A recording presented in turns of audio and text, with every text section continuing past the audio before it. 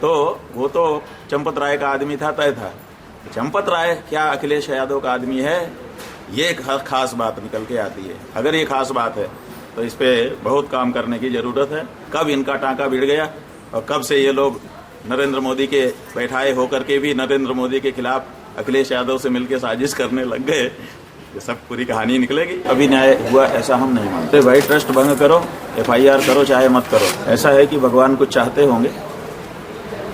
2027 के संदर्भ में अगर आप इसको जोड़ करके देख पा रहे हैं, इसका मतलब भगवान कुछ चाहते होंगे कि भाई अब ये लोग हटे यहाँ से। ब्रजभूषण शरण सिंह की बात आप कर रहे हैं, राम जन्मभूमि के आंदोलन से जुड़ा हुआ व्यक्ति अगर इतने पास में रहता है और दर्शन करने नहीं जाता है, इसका मतलब कि उसने एक बड़ी पीड़ा अपने मन में लंबे समय से छुपा के रखी है। गौरक्षा को लेकर प्रदेश की सभी विधानसभाओं में गौविष्ठी यात्रा निकाल रहे शंकराचार्य स्वामी अवमुक्तेश्वरानंद सरस्वती सोमवार को सीतापुर पहुंचते हैं, जहां मीडिया से बातचीत के दौरान स्वामी अवमुक्तेश्वरानंद अपने उसी तेज तर्रार अंदाज में जवाब देते हुए नजर आते हैं जिसके लिए वे जाने जाते हैं। राम मंदिर में चढ़ावा चोरी और SIT जांच को लेकर स्वामी अवमुक्तेश्वरानंद का कहना था कि न्याय अभी तक नहीं हुआ है। अभी न्याय हुआ ऐसा हम नहीं मानते। तो मानते हैं कि चंपत राय और जो एक साथी उनके मिश्रा जी हैं उन पर FIR होनी चाहिए। अरे भाई, ट्रस्ट भंग करो, FIR करो, चाहे मत करो।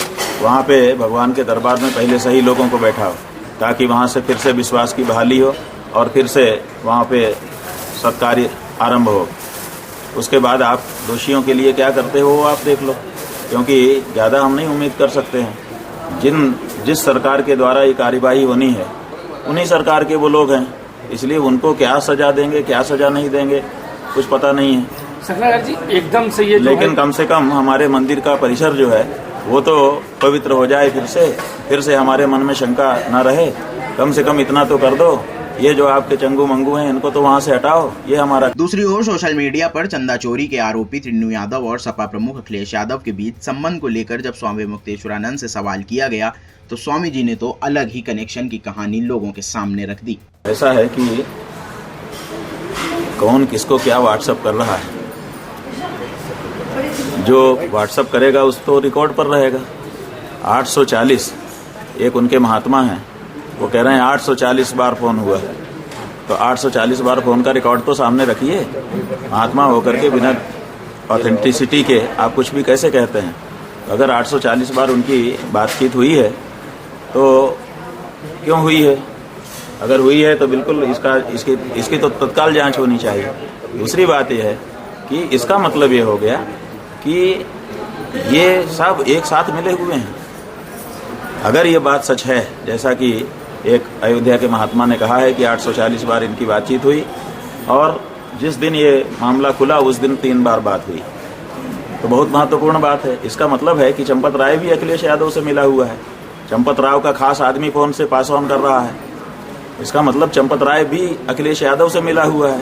इसका मतलब है कि चंपत राय खुद चोरी करके प्रधानमंत्री जी को फंसाना चाह रहा था अखिलेश यादव से अंदरूनी मिल करके। और अगर ये बात है तो ये तो बहुत बड़ी साजिश निकल के आएगी, इतनी बड़ी कि कह नहीं सकते हैं। अब सवाल ये है कि चंपत राय नरेंद्र मोदी का आदमी था कि अखिलेश यादव का आदमी था, क्योंकि टिन्नू यादव तो चंपत राय का आदमी था, ये तो प्रमाणित है। तो टिन्नू यादव होने के कारण अखिलेश से जोड़ दो, इसका कोई मतलब नहीं है। बहुत से यादव हैं जो भाजपा में हैं, बहुत से दूसरी जाति के लोग हैं जो भाजपा में हैं और बड़े निष्ठा से हैं। तो केवल यादव होने के कारण कोई अखिलेश का आदमी है ऐसा तो नहीं कह सकते हैं।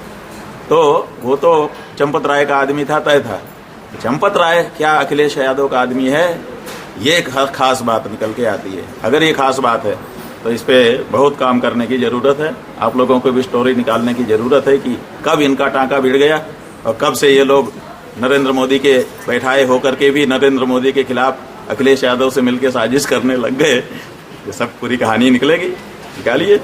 वहीं शंकराचार्य ने इशारों में सरकार बदलने को लेकर भी बड़ा बयान दे दिया है। उनका कहना था कि अगर 2027 के चुनाव से पहले राम मंदिर चढ़ावा चोरी जैसे मामले सामने आ रहे हैं तो भगवान कुछ चाहते होंगे। ऐसा है कि भगवान कुछ चाहते होंगे।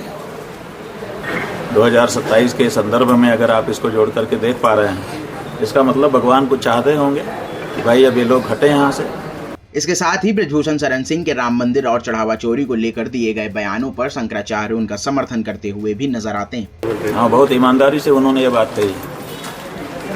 ब्रजभूषण शरण सिंह की बात आप कर रहे हैं, उन्होंने बहुत ही ईमानदारी से साफ गोई से ये बात कही है और वो अपने वचन पे कायम है। सही भी है कि वो दर्शन करने पास में रह करके, राम जन्मभूमि के आंदोलन से जुड़ा हुआ व्यक्ति अगर इतने पास में रहता है और दर्शन करने नहीं जाता है, इसका मतलब कि उसने एक बड़ी पीड़ा अपने मन में लंबे समय से छुपा के रखी। एक बात तो तय है कि शंकराचार्य के इन बयानों ने सीतापुर के साथ साथ पूरे प्रदेश के सियासी माहौल में नई हलचल पैदा कर दी है। सीतापुर से अरविंद मोहन मिश्रा की रिपोर्ट, यूपी तक।